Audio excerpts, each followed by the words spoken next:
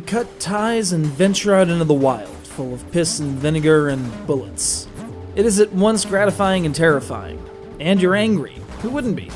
However, instead of school and relationships and crippling debt and psychological issues, Leave Home, this video game right here, has you engaging in respectfully retro shmup action, devoid of power-ups, cookies, shields, or care packages.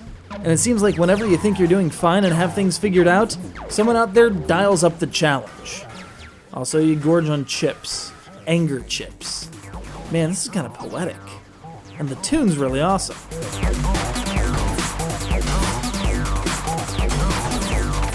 One of Leave Home's signature features is dynamic difficulty scaling, which keeps the game a constant baseline of challenging. That said, this isn't a standard shmup as you're granted infinite lives. It's not a matter of can you get to the end, since that's not even the basis of the challenge in the first place.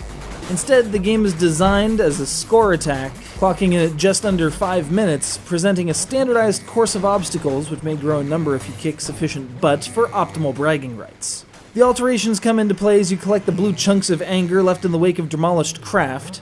More anger means more enemies, means more chaos and nonsense on the screen, and more potential for score. Just compare and contrast this pacifist run, just slaloming through enemy fire, to this guns a-blazing showdown. Both came from relatively the same time in the first segment. You can tell how long each section of the game is going to run by the little timer dial in the upper right. But though the distribution of terrain elements changes with each play, the basic path of the game remains the same. Straightforward shmup segment, wildly rotating cube segment, another straightforward shmup segment, concentric rotating circle segment, boss-ish constructs.